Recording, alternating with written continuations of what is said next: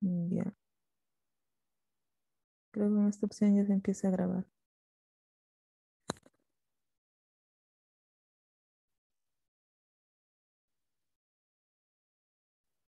Ok, bueno, vamos a empezar la clase. Buenas noches a todos, alumnos. Eh, bueno, como ven, mis datos, soy la doctora Roxana Sandoval Ahumada y bueno, médico patólogo clínico. Vamos a empezar la clase de hoy día. Uno de los puntos es antimicrobianos.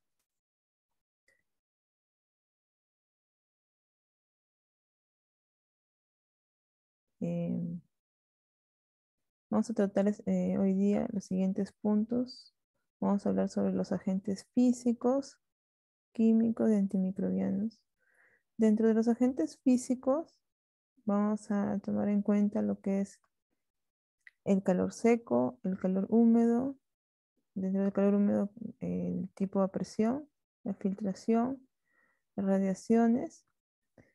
Y dentro de los agentes químicos, tenemos el gas tipo óxido de etileno, los aldehídos, los oxidantes, halógenos, el fenol, los amonios cuaternarios, los alcoholes y los agentes físicos. Empezamos ya a describir cada uno de ellos. Eh, este es uno de los más utilizados en los hospitales, en el laboratorio también. Lo utilizamos mucho, por ejemplo, para la esterilización de material de vidrio, no reusable, por ejemplo, o para esterilizar algún tipo de sustancia. Consiste en temperaturas elevadas que destruyen los gérmenes por desecación. Puede ser por toxicidad por elevada concentración de los electrolitos o por desnaturalización de las proteínas.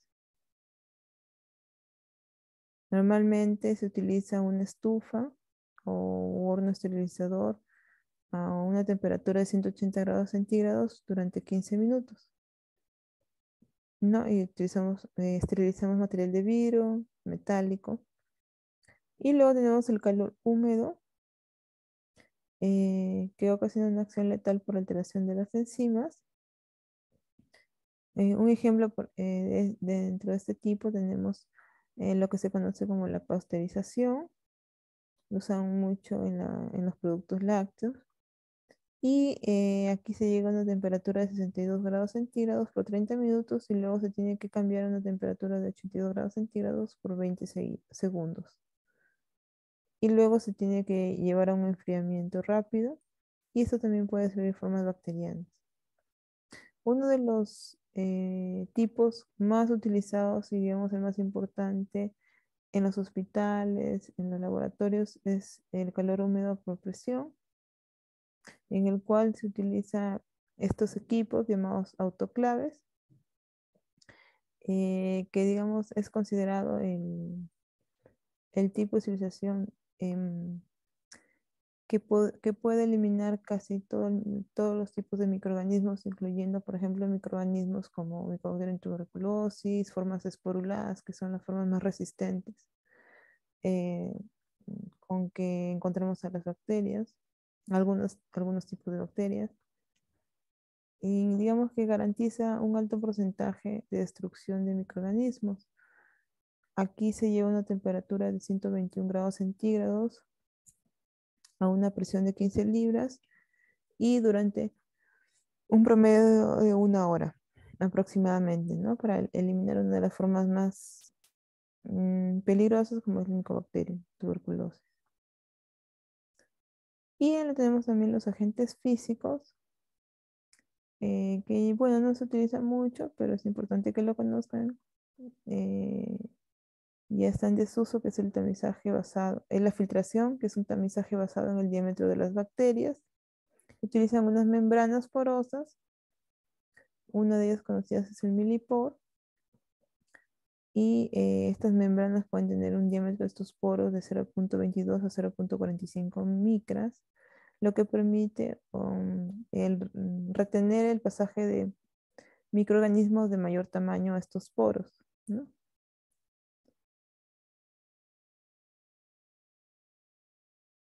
Y bueno, se utiliza, por ejemplo, para esterilizar algún tipo de líquidos termolábiles, algunos antibióticos, componentes como la urea, etcétera.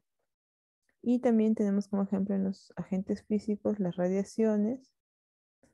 eh, en este caso utilizamos lo que es las radiaciones ultravioleta. La luz solar va a tener una acción bactericida por el contenido de ondas. Lo ideal que sean 260 nanómetros para que logren la destrucción de los microorganismos. Estos rayos UV lo que van a ocasionar en este caso es alteración del ADN celular de la bacteria, inhiben la síntesis del ADN. Y lo utilizamos, por ejemplo, en la esterilización de superficies, mesas de trabajo, incluso de los mismos ambientes, ¿no? Donde puedan haberse, por ejemplo, en áreas de tuberculosis, donde se pueden generar aerosoles y quedan suspendidos en el aire o digamos, en el piso, en las mesas de trabajo, en el laboratorio, por ejemplo. Dentro de los agentes químicos, tenemos que recordar que esta acción antimicrobiana de estos agentes va a depender de la concentración del agente, del tiempo de exposición con el germen, del tipo de microorganismo, de la temperatura y pH, de la presencia de materia orgánica que disminuye su acción. Y en ese caso, uno de los agentes químicos que se utilizaba por su gran potencial y también destrucción de la mayoría de microorganismos, incluyendo Mycobacterium tuberculosis, es el fenol. Pero bueno, actualmente ya está en desuso porque también una de las ventajas es que puede ocasionar alteración también del ADN o puede ser cancerígeno. Eh, el óxido etileno, que es de acción lenta, también es considerado cancerígeno. También tenemos el formaldehído, el glutaraldehído también, que son tóxicos, ¿no? Pero también tienen una acción bactericida potente. El peróxido de hidrógeno, el cloro, que es uno de los que más se utilizan, ¿no? El- el hipoclorito de sodio, que es la lejía, ¿no? Normalmente a una concentración del 1%, 0,5%. El fenol, bueno, que se había mencionado. Y el alcohol es tipo el alcohol al 70%, ¿no? Que es el de uso común.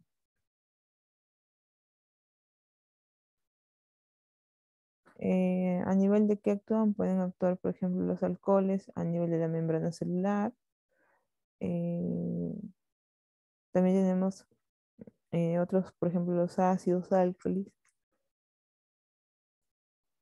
alcoholes y solventes orgánicos que también ocasionan desnaturalización de las proteínas. Y otros metales pesados, halógenos, formaldehídos, que pueden ocasionar, alterar los grupos funcionales de las proteínas también. Y bueno, digamos a la parte más compleja de la clase, que es de los antimicrobianos, que en realidad ustedes, esta clase, digamos, es un pequeñito resumen de la acción de estos componentes antibióticos. Simplemente es como una clase introductoria, digámoslo así, porque ustedes van a llevar un curso, incluso de farmacología, pero es importante que conozcan algunas nociones, digamos, básicas sobre los antibióticos. Entonces tenemos que hay una amplia diversidad de familias y grupos de antimicrobianos de interés clínico. Los mecanismos por los que inhiben el crecimiento o causan la muerte de las bacterias son muy variados y dependen de las dianas afectadas. Para que los antimicrobianos alcancen su diana, deben atravesar la cubierta bacteriana, salvo cuando la diana es la propia envoltura externa de los gram negativos. Entonces tenemos que, es muy importante que ustedes, y lo vamos a ver en una práctica, lo que son, cómo se clasifican las bacterias por una coloración que en bacterias gram negativas y gram positivas, y es muy importante porque eso nos va a ayudar a entender la acción de estos antimicrobianos. Las bacterias gram negativas ofrecen mayor resistencia que las gram positivas a la entrada de microbianos, pues poseen una membrana celular externa que rodea la capa del peptidoglicano. Entonces, de forma general, para que ustedes vean, tenemos las bacterias gram positivas en el lado izquierdo y las bacterias gram negativas se les clasifica así por la coloración conocida como la tinción de Gram. Y gram positivas es cuando se puede realizar esta coloración de Gram, se tienen de un color morado, y gram negativas cuando al realizar la coloración de Gram se tienen de un color fucsia. Y eso lo vamos a ver, bueno, en detalle en las prácticas, porque adquieren esta coloración. Pero de todas maneras, es importante que ustedes, para que puedan entender el fundamento de la coloración de Gram y también la acción de los antibióticos, sepan cuáles son los componentes de la pared celular de ese tipo de microorganismos, que es muy diferente las gram positivas de las gram negativas, y de ello va a depender el pertenecer a uno de estos grupos. Esta coloración, su fundamento va a ser básicamente eh, debido a la presencia de un componente muy importante de la pared celular, que viene a ser el peptidoglicano, que es lo que ustedes lo ven aquí en el lado izquierdo como una especie de ladrillo color naranja. Eso viene a ser el peptidoglicano. Eh, y lo vemos que es una pared gruesa y está presente en las bacterias gram positivas. Además, bueno, que tiene otros componentes como, bueno, ácido teicoico y ácido lipoteicoico. A diferencia de las bacterias gram negativas, que esta pared de peptidoglicano es mucho más delgada, también la presenta, pero es bastante delgada. Y tiene otros componentes de su pared celular que no, por ejemplo, no lo tienen las bacterias gram positivas, como es, por ejemplo, la membrana externa y los lipopolisacáridos. Además tiene, por ejemplo, esos componentes como purinas, ¿no? Que por ahí permite el ingreso de algunos antibióticos. eh, y bueno, digamos, los componentes principales de ambos tipos de microorganismos.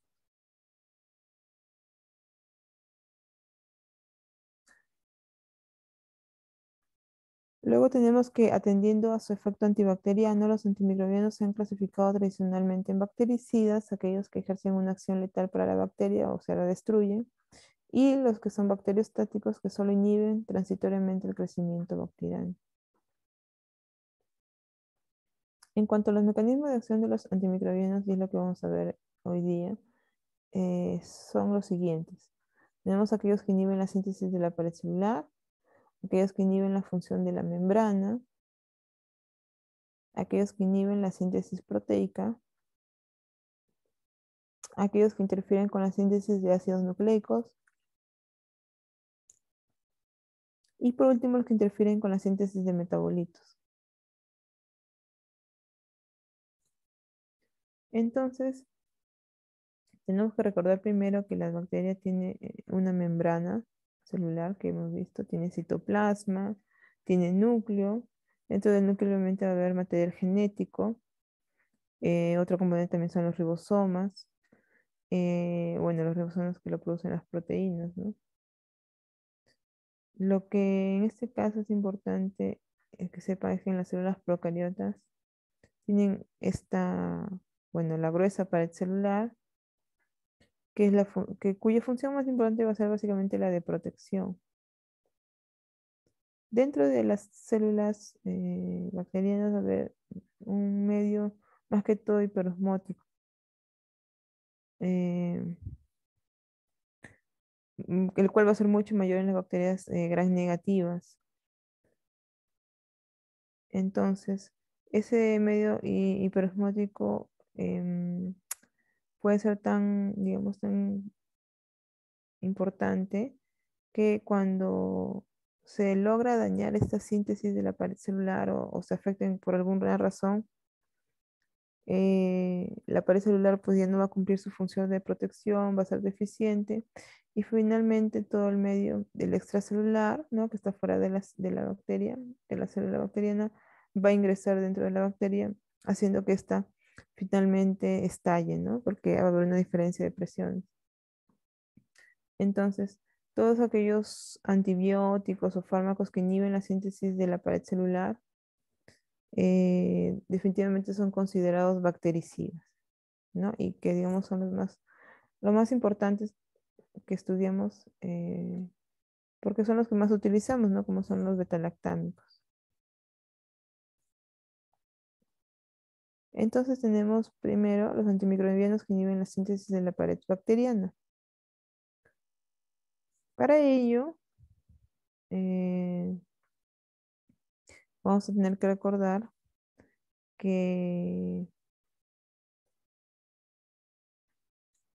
la síntesis de la pared celular se desarrolla en tres etapas, sobre cada una de las cuales pueden actuar diferentes compuestos. Tenemos la etapa citoplasmática, donde se sintetizan los precursores del péptido glicano, ¿no? Que es el componente, ya les había dicho, más importante de la pared celular, ¿no? Que es el que define la diferencia entre gran positivos y gran negativos. Luego tenemos la otra etapa que es el transporte a través de la membrana citoplasmática y la organización final de la estructura del péptido glicano, que eso ya es la parte, se ocurre en la parte más externa de la pared, ¿no? Ahí, por ejemplo, tenemos un esquema de la pared donde tenemos los dos componentes o subunidades más importantes de la pared celular. En este caso viene ácido N-acetilmurámico y la N-acetilglucosamina. Entonces, la unión de estas subunidades van a formar básicamente lo que es la pared celular. Y entonces vamos a tener que hay antimicrobianos que inhiben la síntesis de la pared bacteriana, ya sea que actúan a nivel de la primera fase, como son los inhibidores de la fase citoplasmática, o actúan en la siguiente etapa de formación de la pared celular, que son los inhibidores de la fase de transporte de precursores, o que finalmente pueden ser inhibidores de la organización estructural del peptidoglicano.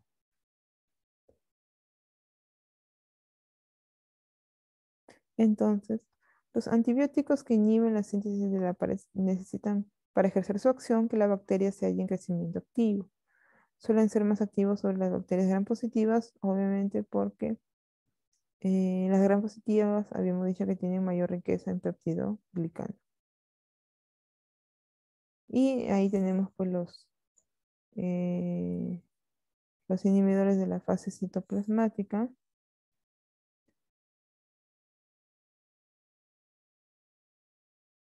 Eh, Ahí, como hemos dicho, recordar los componentes o las subunidades importantes de la pared, que son el ácido N-acetilmurámico y la N-acetilglucosamina.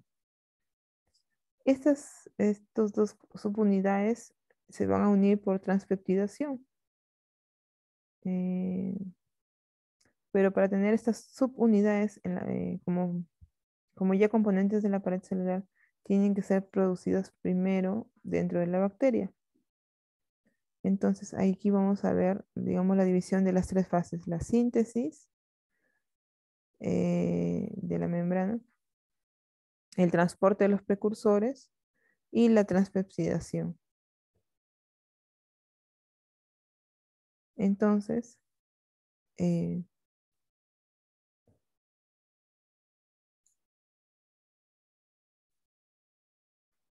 oh, ya. En los inhibidores de la fase citoplasmática, en el citoplasma bacteriano se sintetizan los precursores, ¿no? A partir de los cuales se va a formar estos componentes, ¿no? Por ejemplo, la N-acetilmuramina. Después se unen al azúcar con una cadena de aminoácidos en la que se alternan las formas L y D y en las que los dos últimos conforman el dipéptido ED-alanina-alanina. Eh, entonces vemos acá en el cuadrito rojo que sabemos que el medio extracelular va a ser hidrofílico, por tanto, estas unidades también son hidrofílicas. Esas unidades al formarse van a tener que eh, van a tener que pasar por la fosforilación de la UDP que tenemos acá. que es la ureína difosfato. Y luego tenemos la unión de la D-alanina con la N-acetilmuramina. Entonces, cuando se forman recién estas subunidades, en esta formación, vamos a tener que actúan algunos antibióticos, como son los precursores, perdón, como son la fosfomicina y la cicloserina.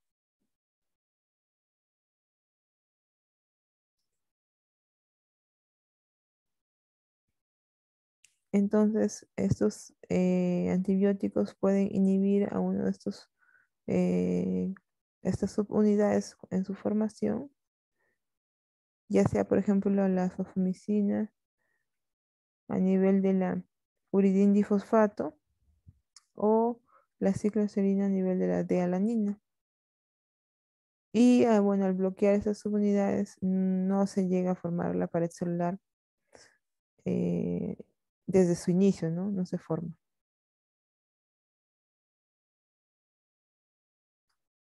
Luego que tenemos que una vez que estas dos subunidades se han formado, estas subunidades tienen que ser transportadas. En este caso se desarrolla en la membrana citoplasmática un transportador lipídico, tomará a su cargo el precursor formado en el citoplasma y lo hará atravesar la membrana. Eh, También en esta membrana se termina de formar el precursor, formándose así un polímero lineal de peptidoglicano. Una vez que este precursor es transferido a un lugar aceptor en la pared persistente, el transportador queda pirofosforilado y se separa, y luego debe presentar una desfosforilación para convertirse en su forma monofosfato activa, para continuar transportando nuevos precursores hacia la pared celular, ¿no? A la formación del peptidoglicano.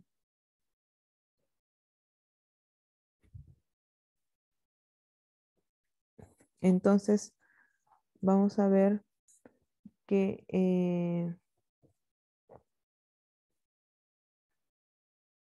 por ejemplo, aquí estamos viendo que en este caso, como esta proteína, que es la que transporta, debería llevar a estas subunidades hacia la membrana para que puedan, pues, formarse la pared celular. Esta proteína en realidad se llama C55, ¿no? Es una proteína transportadora y vemos que en realidad es un fosfolípido de 55 átomos de carbono. Esta proteína es la que puede ser bloqueada por algunos antibióticos, es la que vemos aquí en el círculo de color rojito. Esa proteína y eh, y un ejemplo que pueda bloquear esta proteína es la bacitracina.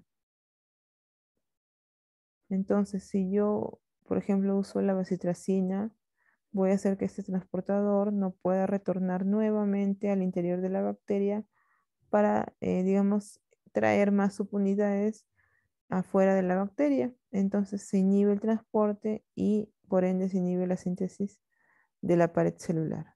¿Ya? Entonces yo actúo a nivel de la proteína también, bloqueo.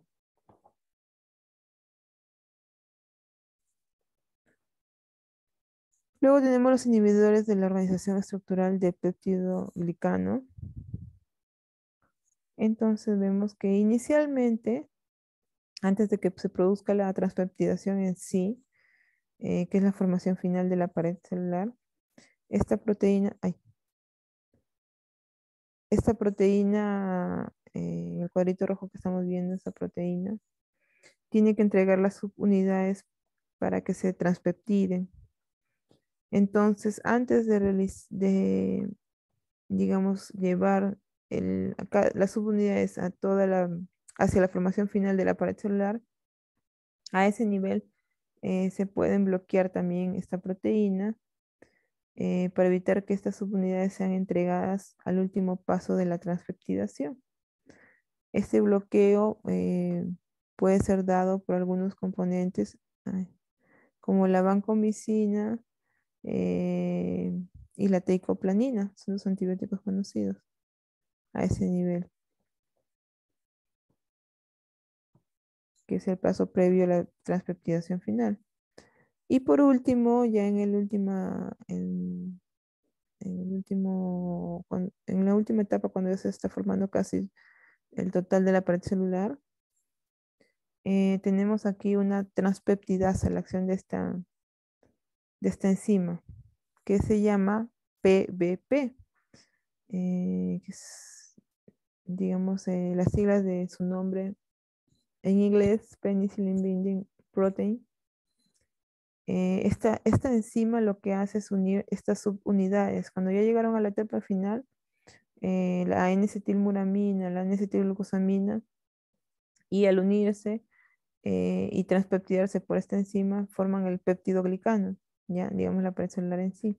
Entonces se puede bloquear esta enzima, eh, ya que también tiene sus receptores para que puedan actuar los antibióticos. Y los antibióticos que actúan a nivel de esta PBP van a ser los que, digamos, más se utilizan, eh, los más conocidos, ¿no? Que son los betalactámicos. Tenemos los betalactámicos, las penicilinas, las cefalosporinas, los carbapenémicos, monobactam. Entonces, bien, estos son los que en sí van a inhibir la fase de transpeptidación.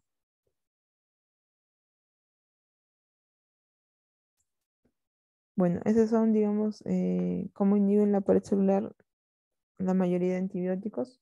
Luego tenemos otro grupo de antimicrobianos que alteran la función de la membrana.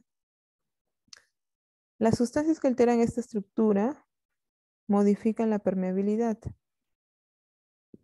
y provocan la salida de iones potasio, elementos esenciales para la vida bacteriana, o también modifican la entrada de otros elementos que a altas concentraciones alteran el metabolismo bacteriano normal. Los antimicrobianos que actúan en esta estructura se comportan como bactericidas, ¿ya? Entonces, igual que el grupo anterior.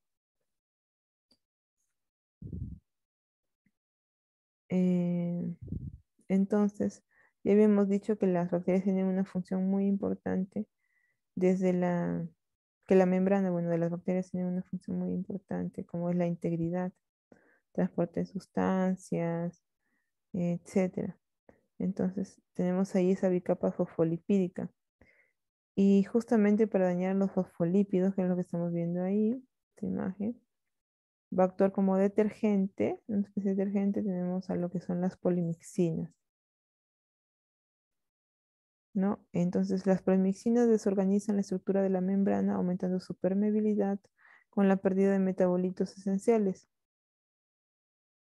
La mayor presencia de fosfolípidos en la membrana de las bacterias gram negativas hace que éstas sean más sensibles que los gram positivos a la acción de estos agentes.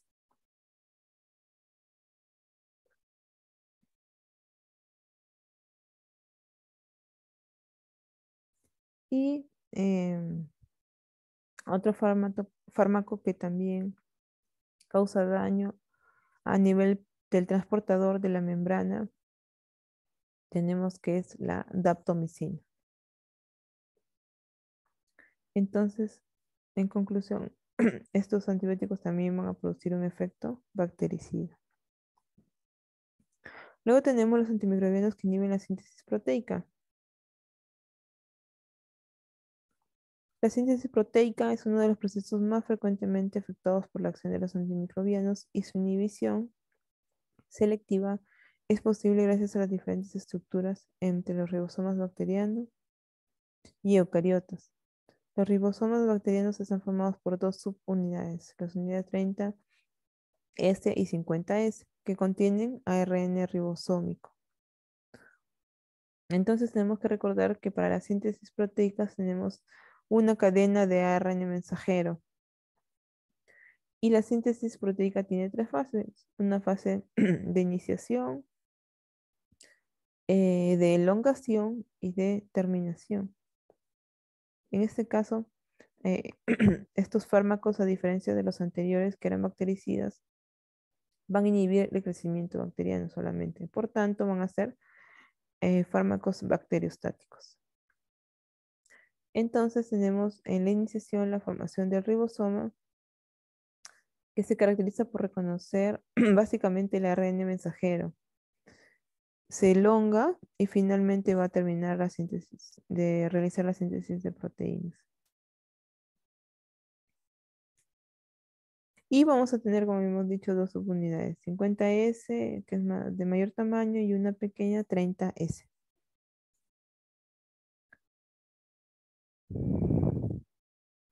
Todos estos sitios pueden ser blanco para antibióticos. Por ejemplo, tenemos en primer lugar acá las tetraciclinas a nivel de la subunidad 30S, que pueden bloquear estas subunidades, sobre todo al inicio, sobre todo al inicio de del aceptor del ARN de transferencia. A ese nivel también actúan los aminoglucósidos que pueden bloquear al ARN mensajero alterando el codón, en este caso de iniciación, ¿no? Acá en la unidad sub 30S también.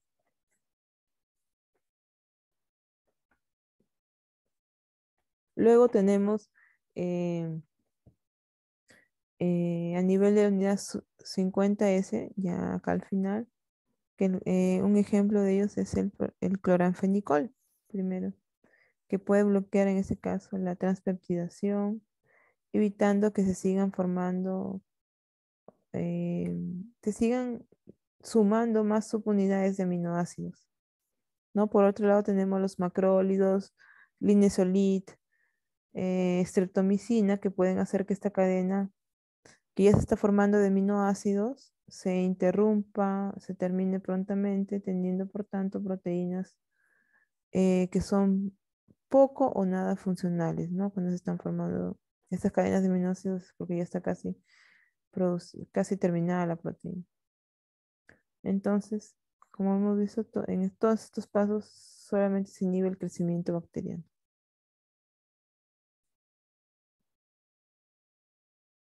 Bueno, ahí vamos a ver algunos ejemplos, ¿no? De lo que son inhibidores de la síntesis proteica, en mayor detalle algunos antibióticos. Eh, y luego tenemos los antimicrobianos que inhiben la síntesis de ácidos nucleicos. Dentro de este grupo vamos a incluir las rifampicinas y las quinolonas que actúan en enzimas que participan en los procesos de transcripción y replicación, y los nitrimidazoles y nitrofuranos que actúan directamente sobre el ADN dañándolo. Las quinolonas ejercen su acción bloqueando estos componentes que son las topoisomerasas 2, o llamada también DNA girasa, y la topoisomerasa 4. Ya. Y tenemos entonces aquí que en eh, primero, en la interferencia de estos síntesis de ácidos nucleicos, para yo tener primero este RNA mensajero, ¿no? De lo que habíamos hablado, que es lo que yo voy a necesitar previamente, es tener información genética. Y esta información genética, ¿dónde la obtengo? Todos sabemos que en el ADN de la bacteria. Entonces, ahí tenemos en una primera imagen el DNA, ¿no? Bacteriano, digámoslo así. Pero yo voy a tener que para leer esta información genética, desdoblarlo, ¿no? La enzima que lo va a desdoblar se llama topoisomerasa 2, ¿no? O DNA girasa, también conocida. Que lo que hace, bueno, va a ser desdoblar este ADN, y al desdoblarlo puedo yo tener una enzima que en este caso me va a leer una cadena y me va a transcribir ese RNA mensajero. ¿Y quién va a ser esa enzima que me va a transcribir ese RNA mensajero? Es la RNA polimerasa, ¿no? Entonces, mencionando toda esta parte de los ácidos nucleicos, es que vamos a tener fármacos que vamos a utilizar a nivel de cada uno de algunos de estos elementos.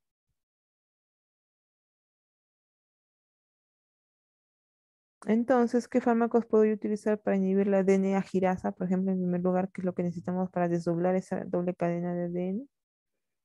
Ahí tenemos las quinolonas.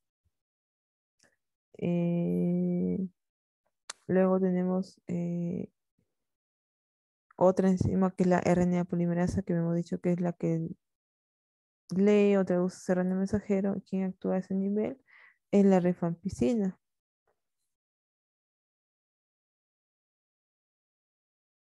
Em, Otra forma también que yo puedo alterar directamente la función del DNA es quelarlo, ¿no? Dañar este DNA y eso, y es algunos fármacos como el metronidazol eh, logran hacerlo.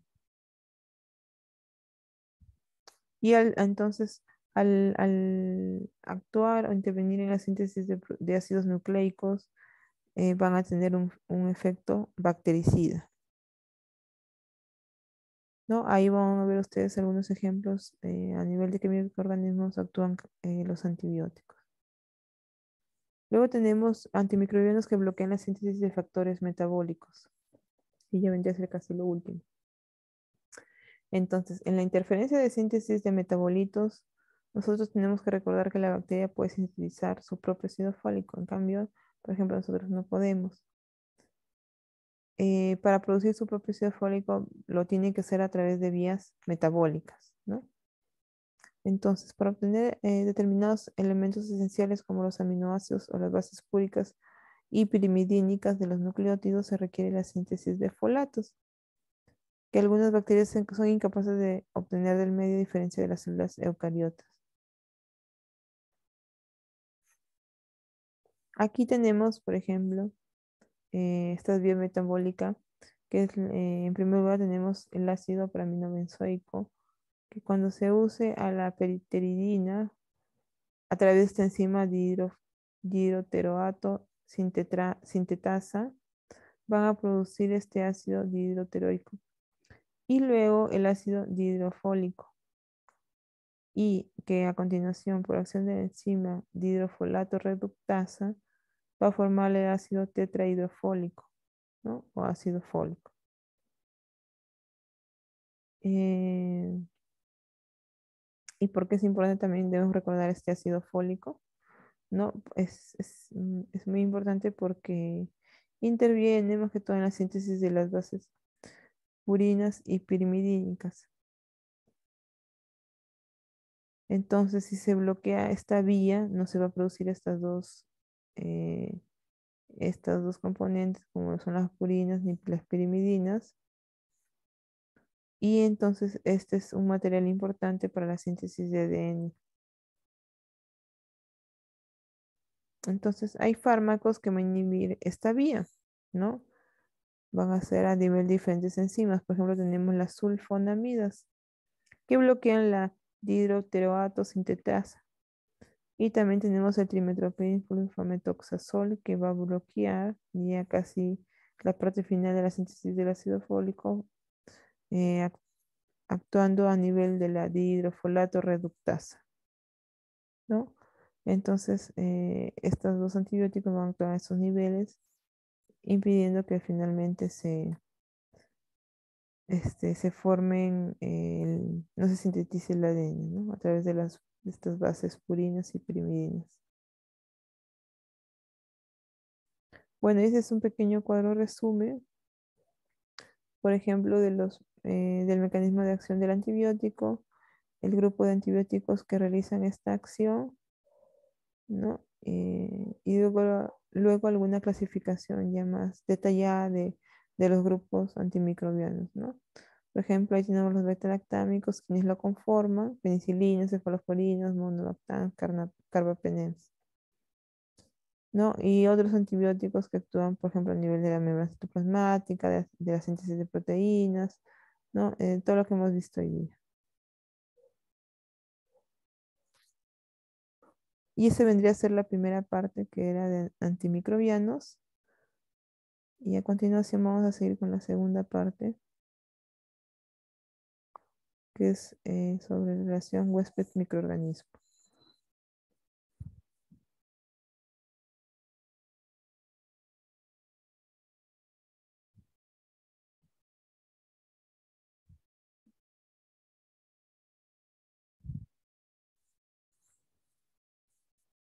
Ya, entonces esta parte ya es un poco más corta.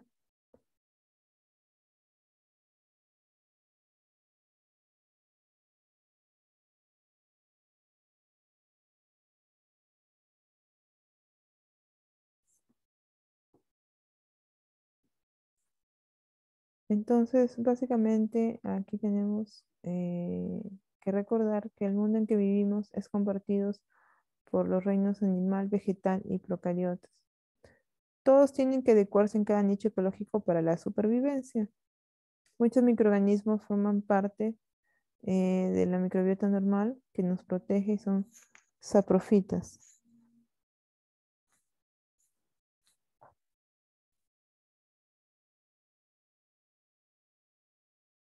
Ya, a ver, chicos,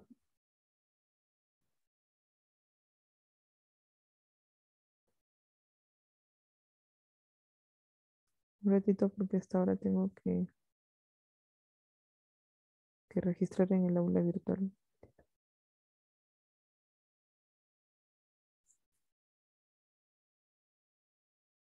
el ingreso.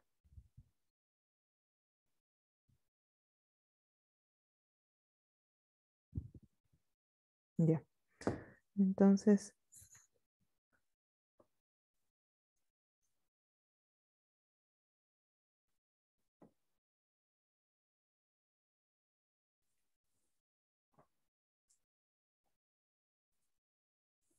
¿qué tenemos?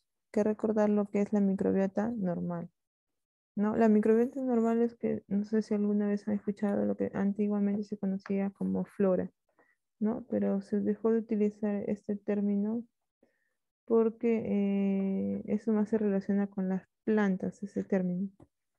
Entonces ahora se conoce como microbiota, ¿no? Y son los microorganismos que forman parte, digamos, conviven con nosotros de forma mm, normal sin afectar al ser humano.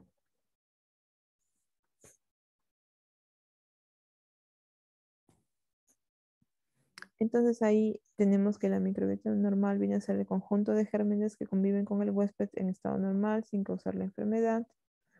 Algunos ejemplos de microorganismos que forman parte de la microbiota tenemos a nivel, por ejemplo, lo más resaltante ahí es los que forman parte del tracto gastrointestinal, ¿no? Por ejemplo, o de la piel, ¿no? Por ejemplo, en la piel tenemos los estafilococos coagulosas negativos, los difteroides, incluso estafilococo aureus, streptococos, etcétera. Dentro del, por ejemplo, a nivel intestinal tenemos lactobacillus, bacteroides, clostridium, muchos de ellos son anaerobios.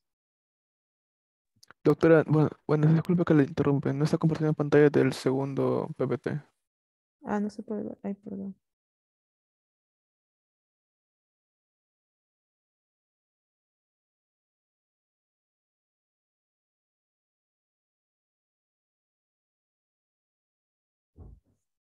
A ver, ¿cómo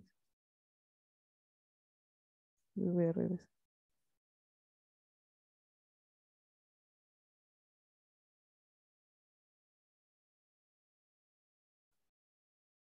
Mm,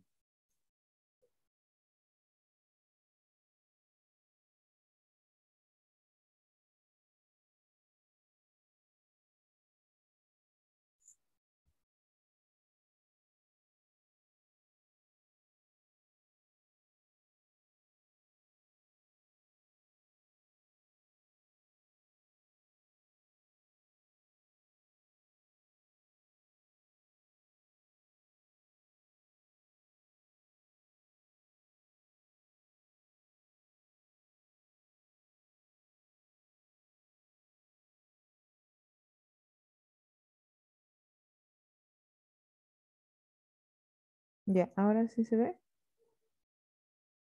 Sí, doctora. Ah, ya, disculpe, ya.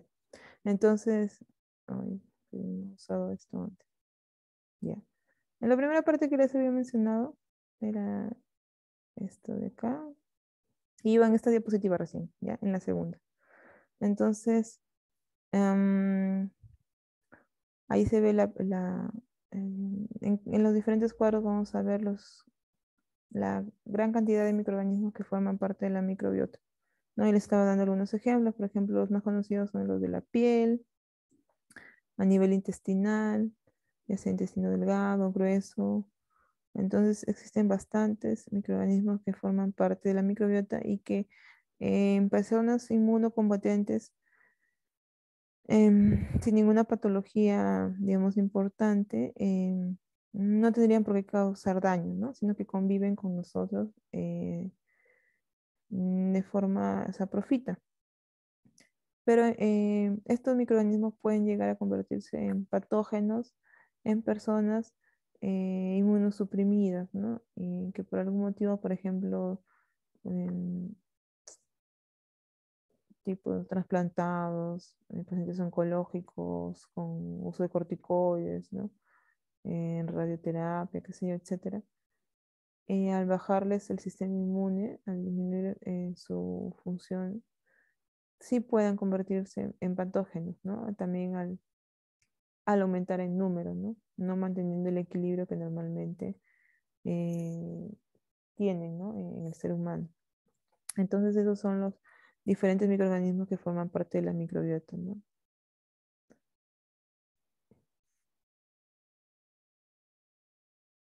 Tenemos algunos términos que ustedes deben conocer, como son eh, la microbiota residente, que son bacterias que están presentes constantemente en una zona determinada. Su función es prevenir la colonización de patógenos, eh, producir enzima completa, que completan el metabolismo. Son patógenos oportunistas, ¿no? Como ya les digo, dependiendo del sistema inmune, pueden comportarse causando daño. Y sobre todo, por ejemplo, en condiciones que puedan generar alguna puerta de entrada, por ejemplo, los que forman parte de la piel, pueden ingresar a sangre, por ejemplo, cuando existe alguna puerta tipo heridas o algún dispositivo intravascular, ¿no? Etcétera. Luego tenemos la microbiota transitoria. Esta microbiota son bacterias que se ubican temporalmente y en forma casual. Las personas son consideradas como portadores sanos. Podemos encontrarlo en el suelo, en el agua, aire, en secreciones humanas.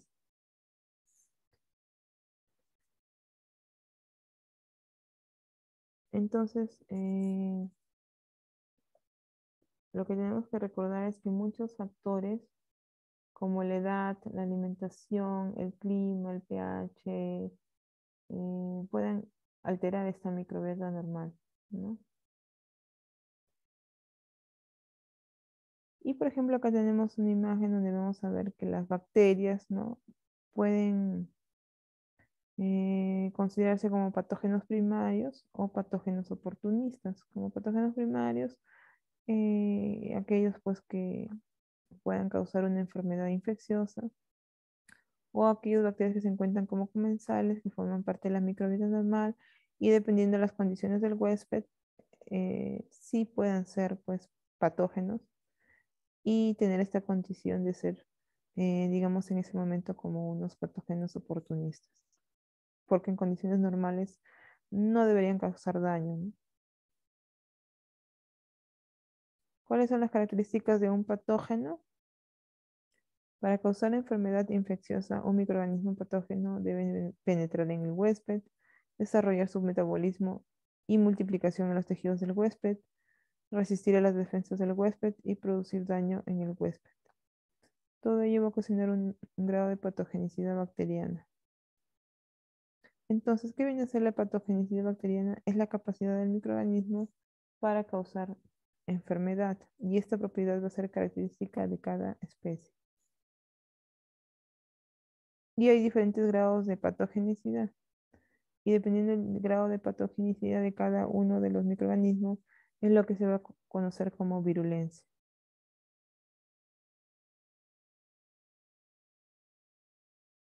Entonces, la invasión microbiana puede facilitarse por los siguientes factores. factores de virulencia, adherencia microbiana, resistencia a los antibióticos y alteraciones en los mecanismos de defensa del huésped.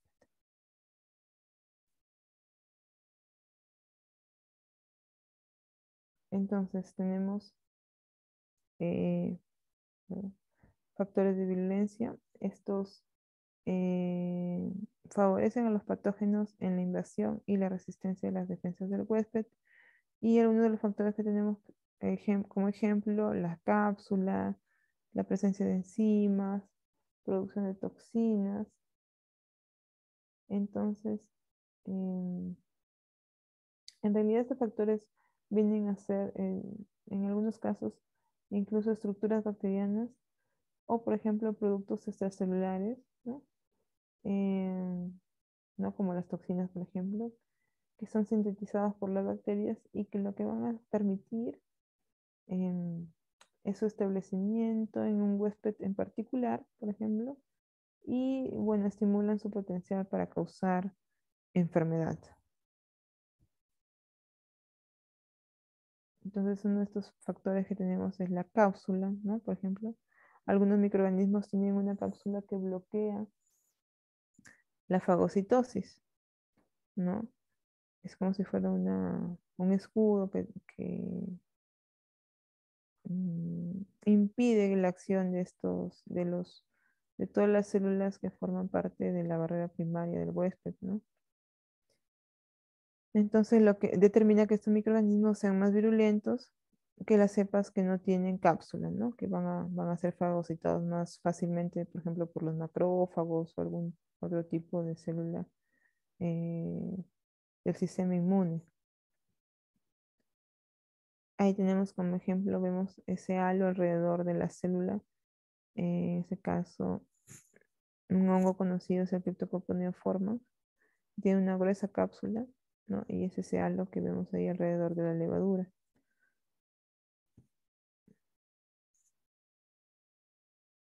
También tenemos la producción de enzimas. Las proteínas bacterianas con actividad enzimática, por ejemplo, proteasas, hyaluronidasas, neuraminidasas, elastasas, coagulasas, etc. Lo que van a hacer es facilitar la diseminación local en los tejidos. Los microorganismos invasores, por ejemplo, Shigella flexneri, Yersinia enterocolítica, pueden penetrar y atravesar las células eucariontes intactas, lo que facilita su entrada a través de las superficies mucosas, ¿no? Ahí tenemos, por ejemplo, vemos esta imagen de estas bacterias, ¿no? Que la vemos de color morado, son bacterias, son unos cocos gram positivos. Es una imagen, así se ve, por ejemplo, en el grano, que es Staphylococcus aureus, ¿no? Y tiene esta propiedad, tiene esta enzima que se llama la coagulasa. Entonces, esa enzima lo que permite es coagular el plasma y se forma una malla alrededor, una malla de fibrina, ¿no? Alrededor de, por ejemplo, si es una herida, ¿no? Alrededor de la lesión. Y entonces esto le permite al microorganismo protegerse de la fagocitosis y va a persistir en este caso, por ejemplo, en un tejido, ¿no? Si es una herida en la piel, ¿no? Porque al formarse estos coágulos de fibrina, eh, la bacteria no llega ahí el antibiótico. Entonces la bacteria continúa actuando. Entonces esa enzima coagulasa es importante y la tiene este microorganismo Staphylococcus aureus. Algunas bacterias, por ejemplo, Neisseria gonorrhoeae, Haemophilus influenza, Proteus mirabilis, etcétera, producen proteasas específicas que lo que hacen es cortar e inactivar la inmunoglobulina A secretora en las superficies mucosas, ¿no? Y la inmunoglobulina A es el principal anticuerpo presente en las mucosas, por lo que constituye, en este caso, un factor de virulencia importante para aquellas bacterias patógenas que colonizan sobre todo las mucosas, ¿no? Ahí tenemos algunos ejemplos. Luego tenemos lo que son también producción de toxinas. Los microorganismos pueden liberar toxinas llamadas exotoxinas, que son moléculas proteicas capaces de causar enfermedad o incrementar la gravedad de una patología. La mayoría de las toxinas se unen a receptores diana específicos en las células. Tenemos también endotoxinas, que es un lipopolisacárido producido por bacterias gram negativas y que forman parte de la pared celular. La endotoxina desencadena mecanismos enzimáticos humorales de los que se participa en complemento, las vías de la coagulación, la fibrinolisis y las quininas. Además, causan gran parte de la morbilidad asociada con la sepsis bacteriana, ¿no? Entonces ahí tenemos un cuadro en el que podemos diferenciar las exotoxinas de las endotoxinas, ¿no? En este caso, digamos, sí, las que tienen un mayor poder tóxico, son las exotoxinas, son secretadas por gran positivos y gran negativos, son polipéptidos, tienen un poder tóxico elevado y normalmente no se les asocia fiebre. A diferencia de las endotoxinas, que forman parte de estructuras de bacterias gram negativas, son lipopolisacáridos, tienen una toxicidad relativamente baja y bueno, se asocia mucho a la presencia de fiebre. Luego tenemos lo que es la adherencia microbiana. La adhesión a las superficies permite a los microorganismos establecer una base desde la cual penetrar en los tejidos. Entre los factores que determinan la adherencia se encuentran las adhesinas, que son moléculas microbianas que median la unión a las células, y los receptores del huésped a los cuales se unen estas moléculas.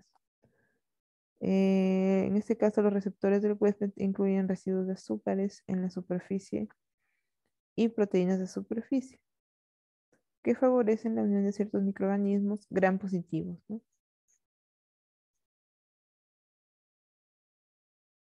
Entonces,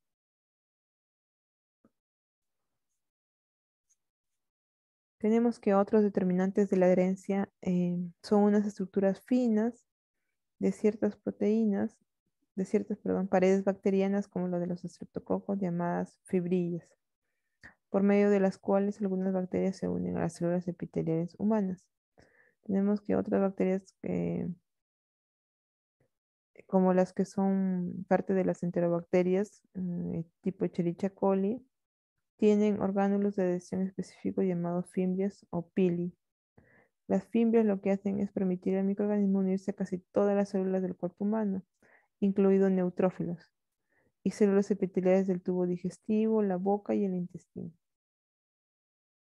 Entonces, básicamente las adhesinas son proteínas de pared celular, ¿no? Que se fijan en estas moléculas receptoras específicas, que se encuentran en las células hospederas. Y más que todo, ayudan a la bacteria a adherirse a otra célula, ¿no? La colonizan y resisten lo que es la fagocitosis. Y el pili, son ese tipo, como vemos en la imagen de la derecha, son esa especie de proyección molecular, como si fuera una especie de pelo. Estos pilis, más que todo, están involucrados en lo que es la conjugación bacteriana, que viene a ser un tipo de transferencia bacteriana, una transferencia horizontal. Muchas veces por ahí se pueden transmitir plásmidos que contienen, por ejemplo, genes de resistencia, ¿no? a diferentes antibióticos. Entonces, una bacteria a otra transmite genes que puedan eh, ocasionar resistencia a un antibiótico, incluso de un género bacteriano a otro género, ¿no? Entonces, eso permite que haya una mayor, eh, digamos, diseminación de los genes, ¿no? De resistencia.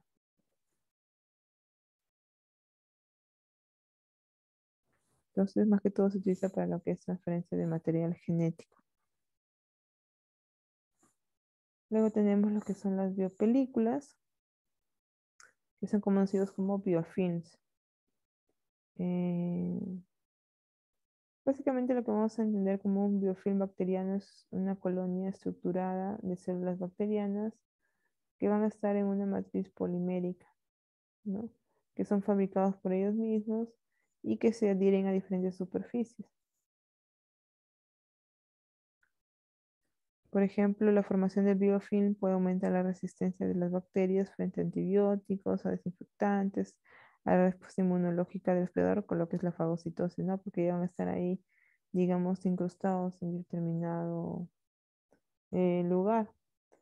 Tenemos un ejemplo, es lo que, por ejemplo, se produce alrededor de la Pseudomonas aeruginosa en los pulmones de los pacientes con fibrosis quística, ¿no? También cuando se utilizan dispositivos médicos tipo catéteres venosos, injertos vasculares, protésicos, etcétera, se puede formar ese tipo de elementos em, cuando existe la presencia de Staphylococcus aureus, ¿no?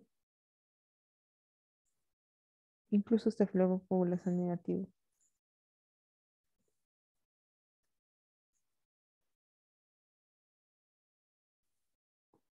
Luego tenemos lo que es la resistencia antimicrobiana. La aparición de resistencia a los antibióticos puede deberse a una mutación espontánea de los genes cromosómicos. En muchos casos, las cepas bacterianas resistentes han adquirido elementos genéticos móviles de otros microorganismos, ¿no? Lo que decíamos gracias a estos pilis. Entonces, son elementos que son conocidos como plásmidos, que contienen pues información genética para resistencia a ciertos antibióticos. Estos elementos permiten a los microorganismos sintetizar enzimas que, uno, modifican o inactivan el agente antimicrobiano, dos, modifican la capacidad de la célula bacteriana de acumular el agente antimicrobiano, y tres, resisten la inhibición por parte del agente antimicrobiano. Por ejemplo, ahí tenemos una placa que contiene un agar en el medio, sobre el cual se va a centrar una cepa bacteriana. Y luego se van a colocar unos discos, ¿no? Esos círculos blanquitos que ven, son discos de papel impregnados con diferentes antibióticos. Se incuba la placa, por ejemplo, en este caso 37 grados centígrados por 18 a 24 horas y se evalúa básicamente la difusión del antibiótico desde el papel filtro al agar, ¿no? En forma radial. Entonces, cuando vemos unos halos transparentes, quiere decir que el antibiótico ha destruido la bacteria, por eso solo se ve el agar. Y cuando no vemos estos halos, solamente vemos el disco, es que sí se han desarrollado colonias alrededor del disco, por ende, significa que la bacteria es resistente al antibiótico, ¿no? Entonces el antibiótico no hace efecto, por eso ha desarrollado la bacteria.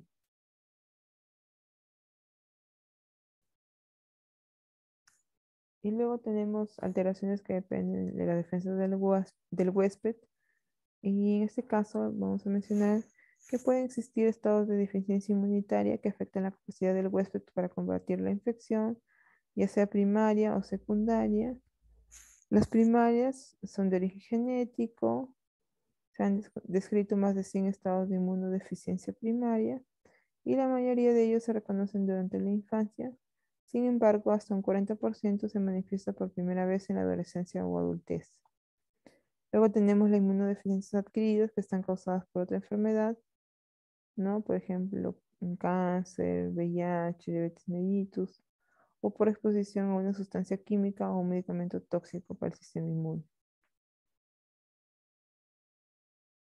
Tenemos que estas alteraciones de la respuesta inmunitaria pueden involucrar la inmunidad celular, la inmunidad humoral, el sistema fagocítico y el sistema del complemento. Por lo general, las deficiencias celulares consisten en defectos de los linfocitos T o de una combinación de células. Los linfocitos T contribuyen a la destrucción de los patógenos intracelulares. Por ello, los pacientes con alteraciones en estas células pueden sufrir infecciones oportunistas, como las causadas por Pneumocystis jirovecii o por criptococo. Las deficiencias humorales suelen estar causadas por la incapacidad de los linfocitos B de producir inmunoglobulinas normales. Los pacientes con este tipo de defecto por lo general sufren infecciones por microorganismos encapsulados, por ejemplo, Haemophilus influenza, neumococo, y pueden presentar retraso del crecimiento, diarrea o infecciones pulmonares recurrentes. Cuando se altera el sistema fagocítico afecta la respuesta inmunitaria inmediata a las infecciones bacterianas y puede producir el desarrollo de abscesos recurrentes o neumonías graves. Cuando se afecta el sistema del complemento, que es algo muy infrecuente, los pacientes pueden presentar infecciones por bacterias piógenas, ¿no? Tipo Neisseria. Y bueno, tienen un riesgo elevado de sufrir también algún tipo de alteración autoinmunitaria como lupus. Bueno, ¿y eso sería todo?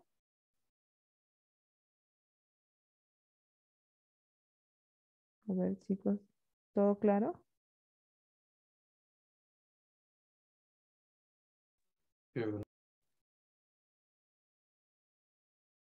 Sí, ya. Por el chat también pueden escribir en todo caso. Sí, ok. Y a la asistencia yo la veo, pues el caso de forma interna ya los pongo presente y sé que también algunos tienen, creo, problemas con la, con el, con la llegada a la clase porque salen, creo, de otras clases. Sí, ya, ok. Muy bien, chicos. Entonces, sí, voy a grabar, voy a dejar después las diapositivas y todo lo demás. Sino que por la hora ahorita ya es tarde. Ya, muy bien. Entonces, no sé qué comparto.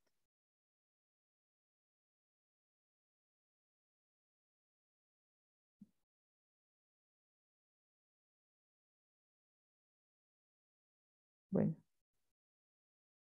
me disculparán, pero recién estoy usando esta plataforma. Ya, ya chicos, entonces si no hay más dudas, después dejo las clases y voy a ver lo del audio también. Vamos a hacer acá.